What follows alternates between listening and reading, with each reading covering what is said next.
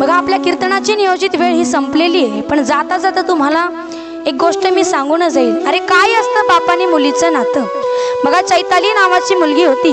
पहिलीमध्ये चैताली असताना आई वारली। तिची आई वारल्याच्या नंतर बापाने ठरवलं मुलगी इतकी मोठी करायची, इतकी मोठी करायची, चांगल्या घरी लग्न करून द्यायची। चैताली 5वीला गेली, 5वीतून 10वीत गेली, 10वीतून 12वीत गेली। लग्नाचा प्रसंग जवळ आला। बापाने म्हणावं चैताली आता तुझ्या लग्नाचा प्रसंग जवळ आलाय ग बाळा, आपण तुझ्यासाठी ठिकाणं बघायला सुरुवात करू।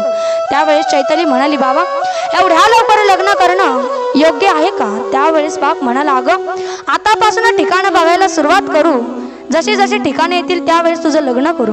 बापाने 2-3 ठिकाणे बघितले। 4थं ठिकाण घरी बघण्याकरिता आल्याच्या नंतर जेवण वगैरे झाले, बघून पाहुणे गेले। बाप अनवाणी पायाने बस स्टँड पर्यंत चालत गेला आणि म्हणू लागला तुमचा होकार आहे की नाकार आहे आम्हाला एकदा सांगा ना। त्यावेळेस मुलाच्या घरच्यांनी सांगितलं की आमचा या लग्नाला होकार आहे। त्यावेळेस बाप घरी आला। घरी आल्याच्या नंतर एका कोपऱ्यामध्ये बसून रडू लागला।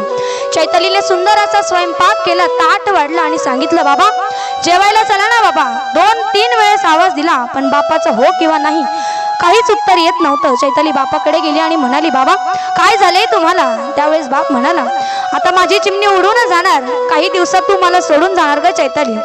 काही दिवसानंतर चैतालीच्या लग्नाचा प्रसंग जवळ आला। ब्राह्मणाच्या मुखातून शब्द निघू लागले तळ हाताचा पाळणा, दोन्ही डोळ्याचा आईना,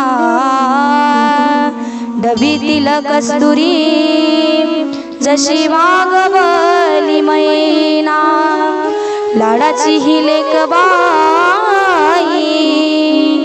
आमची राजकुमारी, आता तुम्ही माय बाप हिच्या जीवनाची सावली, जीव खालीवर होतो तुला पाठविता राणी, एका डोळ्यात आनंद एका डोळ्यामध्ये पाणी। ब्राह्मणाच्या मुखातून असे शब्द निघू लागले। लग्न पार पडलं। चैतालीच्या लग्नाला 2 महिने झाले। 2 महिने झाल्याच्या नंतर सासरकडच्यांनी मागणी केली चैताली तुझ्या वडिलांच्या घरून 5 लाख रुपये घेऊन ये ग। त्यावेळेस ती म्हणाली माझ्या बापाला खायला अन्न नाही, घालायला कपडे नाही आणि मी 5 लाख रुपये कुठून घेऊन येणार? त्यावेळेस ते म्हणाले काहीही कर आणि 5 लाख रुपये तुझ्या बापाच्या घरून आम्हाला घेऊन ये। त्यावेळेस चैताली माहेराला गेली। बापाला सांगितलं की बाबा मला नाही त्या घरी राहायचं, त्या घरचे संस्कार बरोबर नाहीत, प्रत्येक महिना झाला की मला 5 लाख रुपये हे मागतात। त्यावेळेस बाप म्हणाला चैताली असं म्हणू नकोस ग, मी उसने मागून कुणाकडून तरी तुला पैसे देतो, पण मात्र घर तुझं सोडू नकोस। बाप सरपंचाकडे गेला, हात पसरू लागला मला 5 लाख रुपये द्या सरपंच। त्यावेळेस सरपंचाने देखील हात मागे घेतला आणि म्हणाले की माझ्याकडे 5 लाख रुपये तुला देण्याकरिता नाहीये। त्यावेळेस तर गावामध्ये इतका हिंडला एका ग्रहस्थाने त्याला मदत केली, 5 लाख रुपये दिले। त्याने चैतालीच्या हातात 5 लाख रुपये टेकवले आणि म्हणाला चैताली किती पैसे लागतात ते घेऊन जा ग, बघ तू 5 लाख रुपये म्हटली होती, मी 5 लाख रुपये घेऊन आलो, दे तुझ्या सासरकडच्यांना हे पैसे। ज्या वेळेस चैताली 5 लाख रुपये घेऊन गेली आणि म्हणू लागली आता माझ्या बापाकडे 1 रुपया सुद्धा नाही, हे 5 लाख रुपये तुम्ही सांगितले होते मी तुम्हाला ते आणून दिले।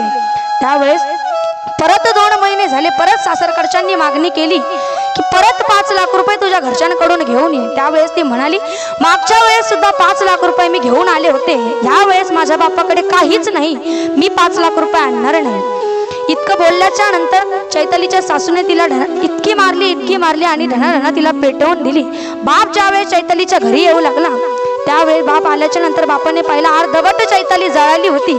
चैताली अर्धवट जळाल्याच्या नंतर दवाखान्यामध्ये तिला घेऊन गेल्याच्या नंतर चैताली मरणाच्या दारावरती होती। चैताली म्हणू लागली बाबा कधीही पुढच्या वेळेस कुणाचंही आपल्या गावामध्ये लग्न झाले ना तर कधीही त्या घरातले पैसा पाणी बघू नका, तर त्या घरातले संस्कार मात्र अगोदर बघा।